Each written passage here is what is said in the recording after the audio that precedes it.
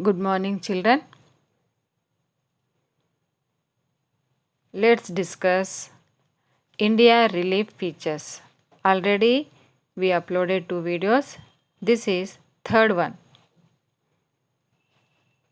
The Peninsular Plateau.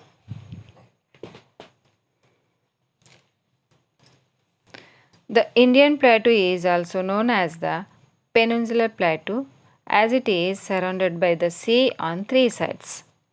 It is mainly composed of the old crystalline, hard, igneous, and metamorphic rock. Large amounts of metallic and non metallic mineral resources are found in the Indian plateau. It has broad and shallow valleys with rounded hills.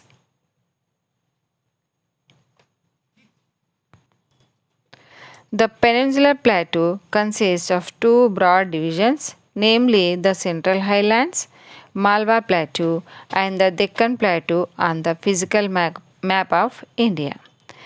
Adjacent, we'll discuss about the Malwa Plateau. The plateau region is dry, the rivers are not perennial, and the irrigation for the second crop depends on deep tube wells and tanks. Chota Nagpur Plateau is rich in mineral resources. The portion of Peninsular Plateau lying on the south of Narmada, a triangular landmass, is called the Deccan Plateau.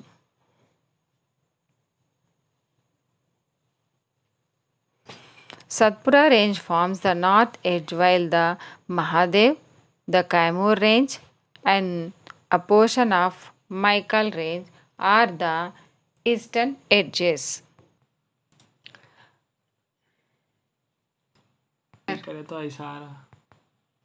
Western Ghats, Eastern Ghats and Nilgiri forms western, eastern and southern boundaries.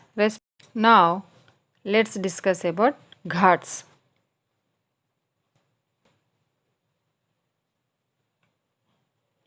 Ghats are divided into two types. First one is the Western Ghats and another one is the Eastern Ghats. The Western Ghats extended for Arabian Sea 1600 kilometers near Gudalur. The Nilgiris join the Western Ghats and they rise to over a height of about 2000 meters.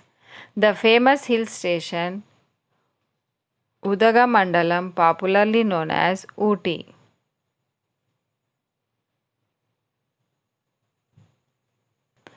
Located in the Nilgiris, Doda Betta 2637 meters is its highest peak. Western Ghats include the Palani, Tamil Nadu, Annamalai and Cardamom, Kerala hills, Anaimudi 2695 meters of Annamalai hills is the highest peak in South India.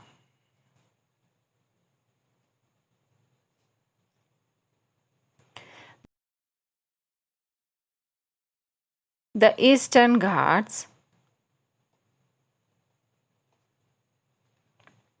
The Eastern Ghats extend from Mahanandi Valley in the north to Nilgiris in the south. The Eastern Ghats are not continuous. Rivers that originate in Western Ghats like Godavari and Krishna cut across the plateau and join the Bay of Bengal. The average height of the Eastern Ghats rarely exceeds 900 meters. Now we discuss about the Eastern Ghats. The highest peak in Eastern Ghats is Aramakonda, found in Chintapalli, 1680 meters in Andhra Pradesh. Nallamalas, Velikondas, Palakondas and Sheshachala are some of the hilly tracts of Eastern Ghats. One of the remarkable features of the peninsular plateau is back soils formed due to volcanic activity.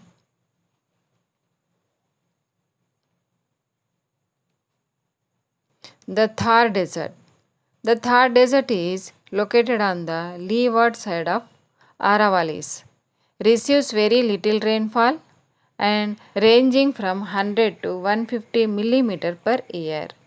The desert consists of an undulating sandy plain and rocky outcrops.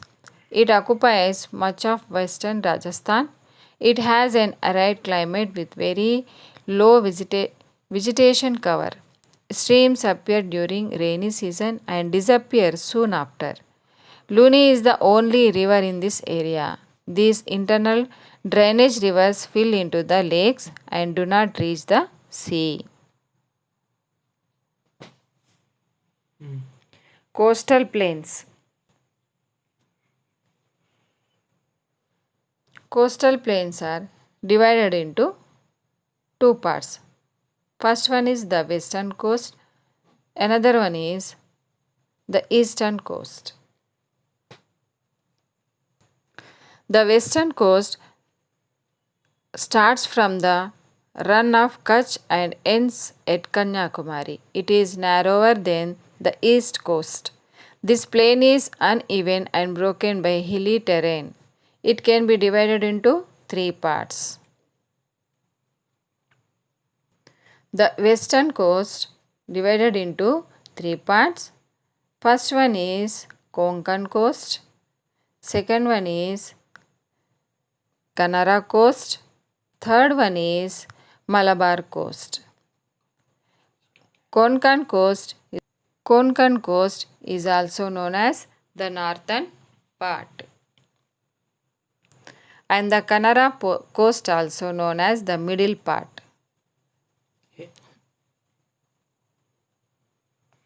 The Malabar coast also known as the southern part. Konkan coast is present in Maharashtra and Goa. Kanara coast is extends in Karnataka and Malabar coast is extends in Kerala. The eastern coast, Bay of Bengal plains are wide and have a large surface structure.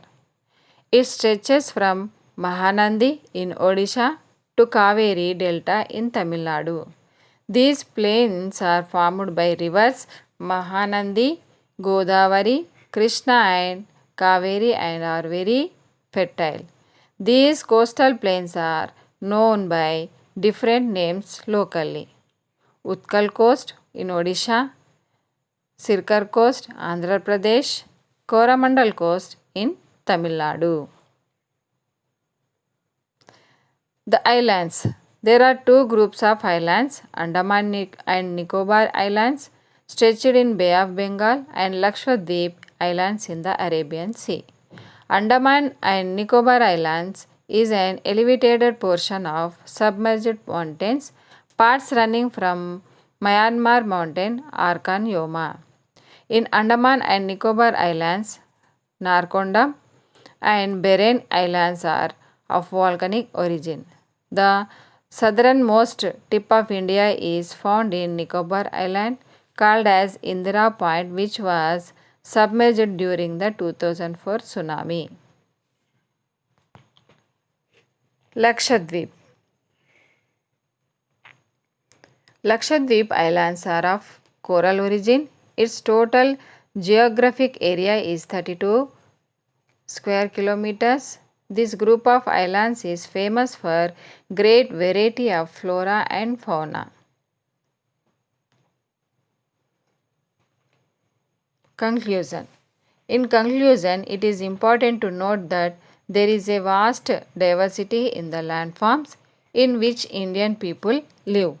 Some areas are irrigated by the mighty rivers flowing from the Himalayas, some by the rain-fed rivers from Western Ghats and its forest. Many places are located in the river valleys and others in the mountains. children.